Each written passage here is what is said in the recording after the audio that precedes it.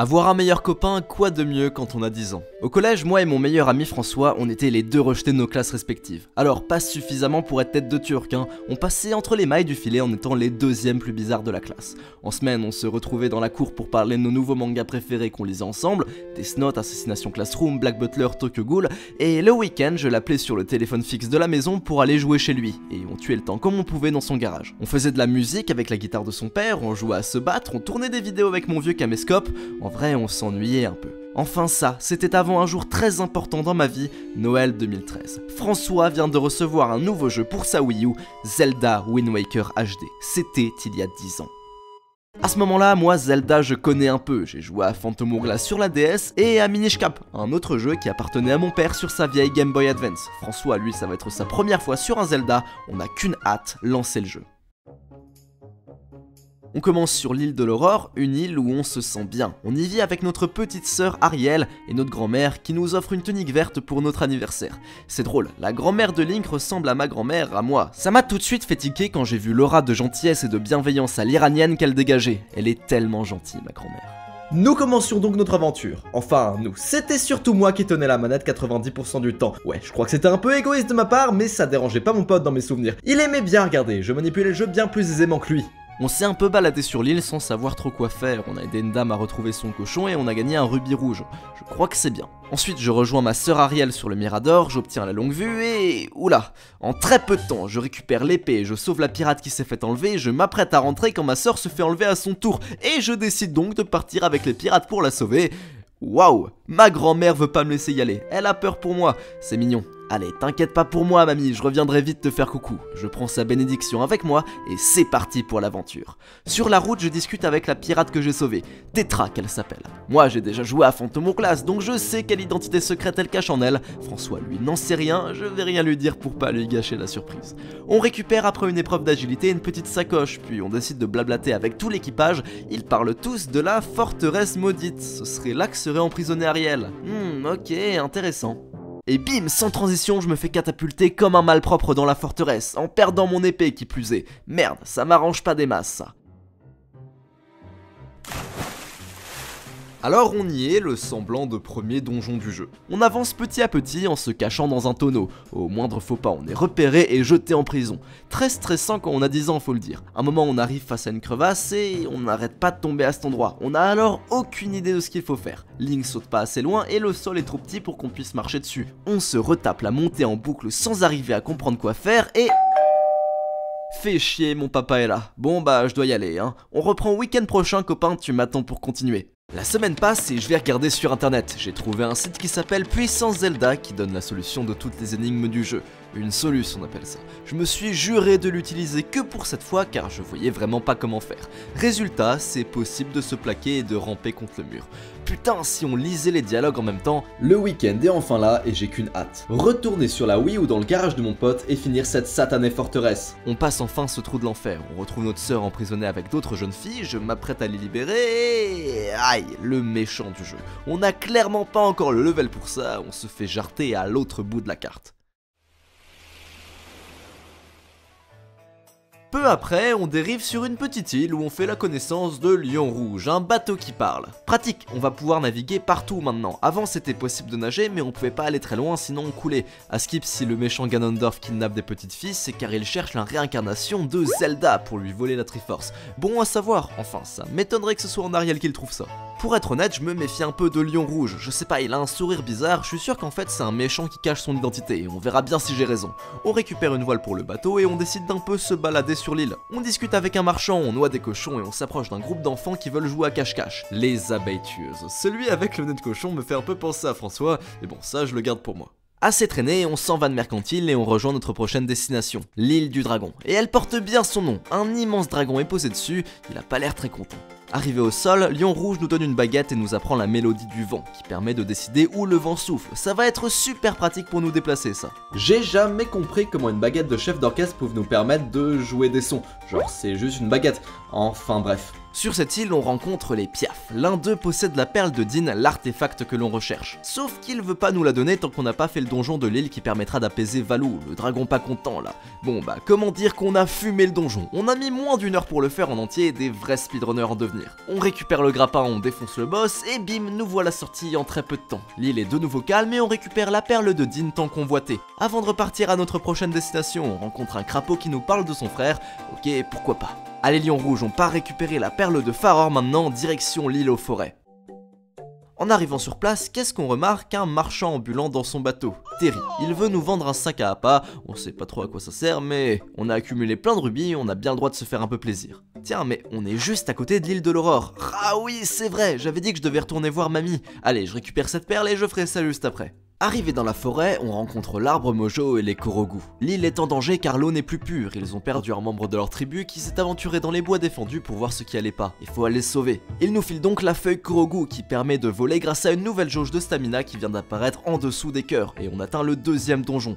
Pareil, on le fume à l'aide de notre nouveau boomerang flambant neuf hyper stylé qui permet d'étourdir les monstres et on récupère la perle verte. C'était fastoche. Franchement le plus dur c'était presque la partie où je devais bondir de fleur en fleur pour accéder au sommet de l'île.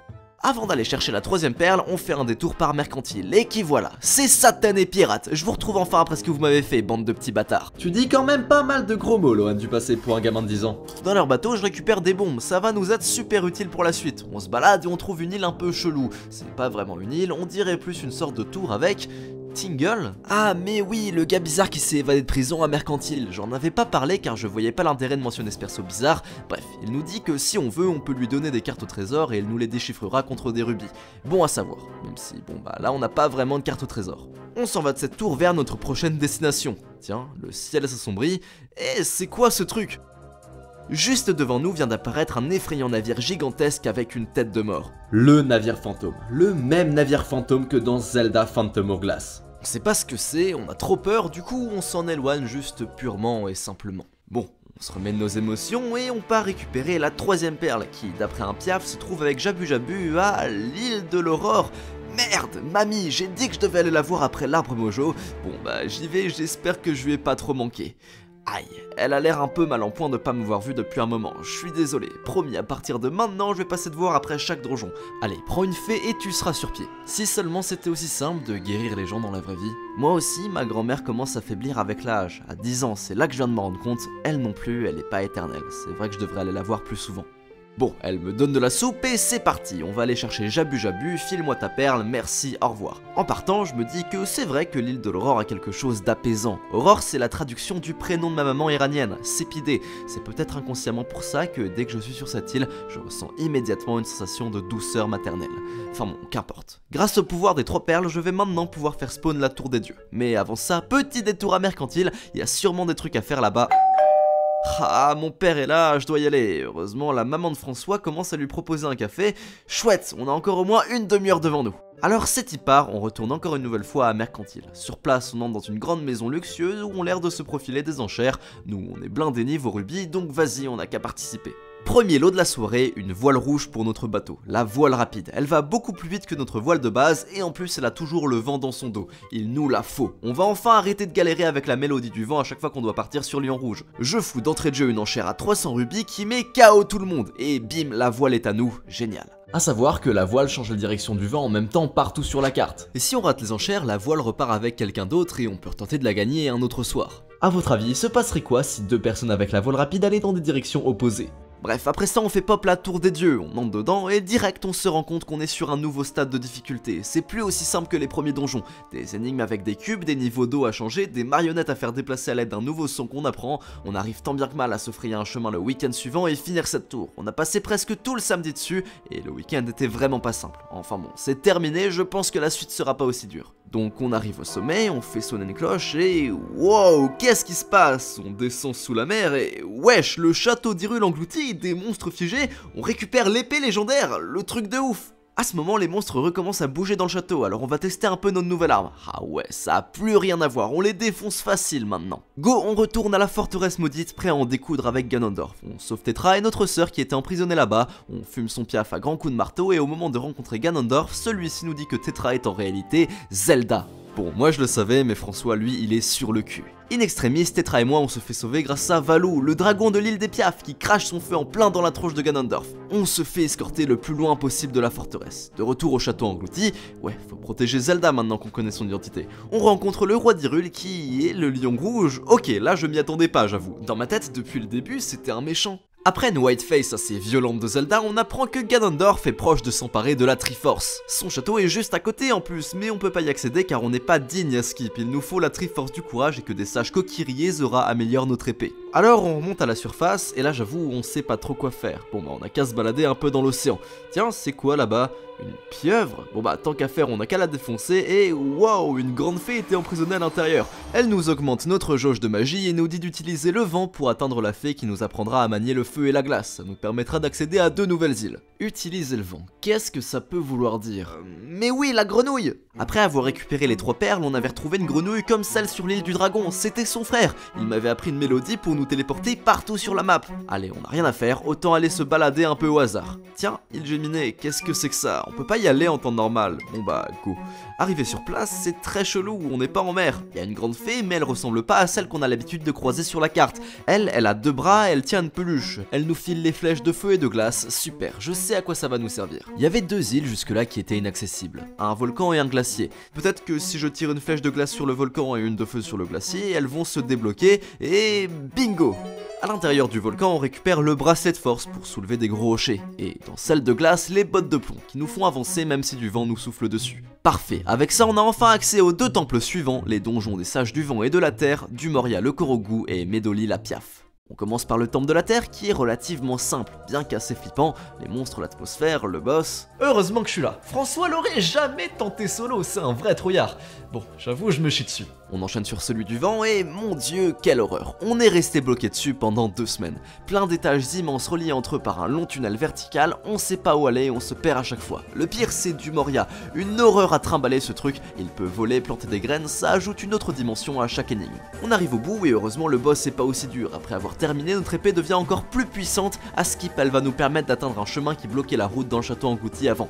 Mais toute seule elle sert à rien, il va falloir la Triforce. Et on va parler de ma partie préférée dans le jeu, la quête de la Triforce. Beaucoup de gens l'aiment pas, mais dans le remake elle est vachement mieux que sur GameCube. Moi je la kiffe. Car Link dans ce jeu c'est un random, il est pas héritier de je sais pas quoi. Non, lui la Triforce il va aller lui-même aller la pêcher. Un vrai mal alpha. Donc 8 morceaux. On a mis un week-end entier à les choper, et ils sont pas tous évidents. Genre celui-ci dans le navire fantôme qu'on avait croisé au début, utiliser le bouclier miroir pour tuer des spectres, ça faisait un peu peur. Ou encore celui-là sur l'île de l'Aurore, fallait soulever une grosse pierre à l'aide du bracelet de force et tuer un nombre incalculable d'ennemis jusqu'à le récupérer. On va pas tous les faire, mais j'avoue que pour le coup, Tingle et ses services nous auront été très utiles. Ça y est, on y est, la Triforce du courage est à nous et elle nous reconnaît comme digne héritier du héros de la légende. C'est le moment d'aller destroy Ganondorf.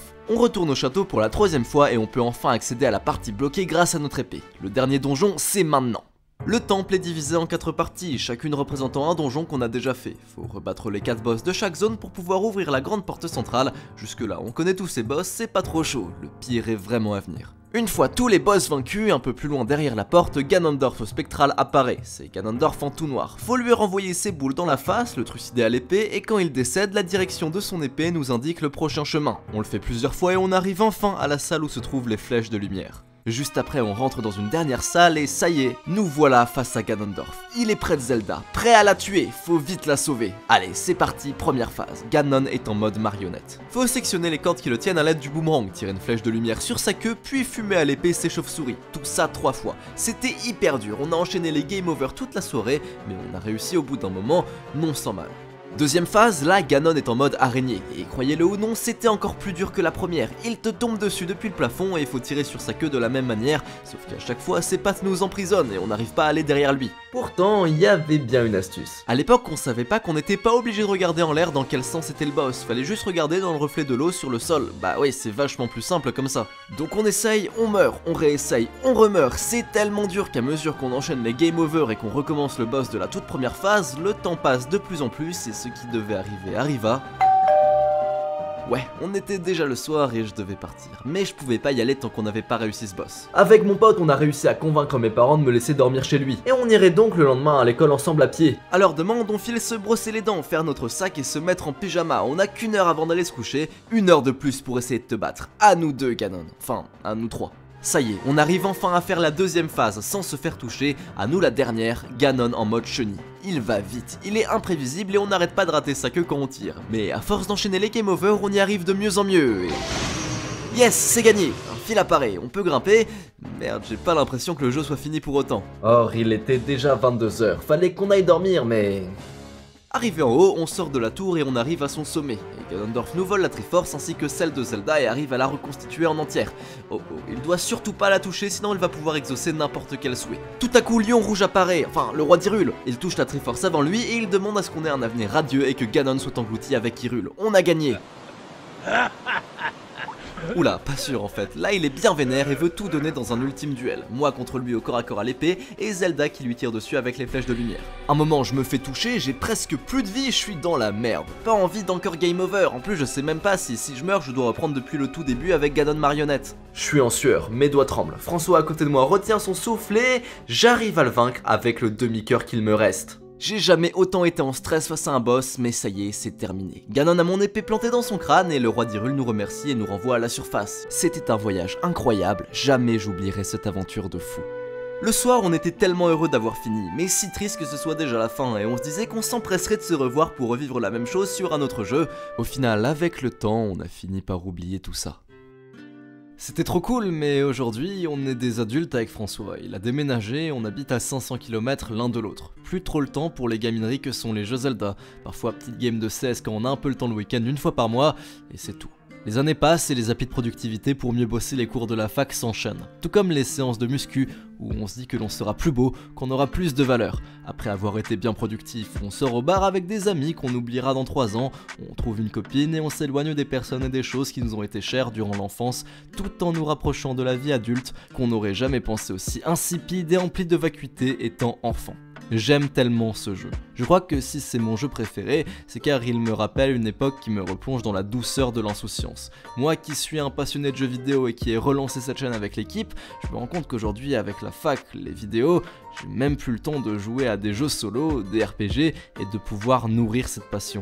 Car certes, Wind Waker nous parle de voyage, mais il nous parle également de l'enfance et de la famille. Si vous vous en étiez jamais rendu compte, c'est que, comme moi, vous n'avez pas suffisamment fait attention à votre sœur, à votre grand-mère. Vous n'avez pas suffisamment fait attention à ces frères grenouilles qui se sont perdus de vue, à ce père autrefois riche ayant tout perdu pour pouvoir sauver sa fille des griffes de Ganondorf, à ces sages qui sont morts pour sauver leurs aïeux. Je suis nostalgique d'une époque où je me sentais encore libre et insouciant, où je ne me posais pas ces milliers de questions sur ce que je vais faire de ma vie.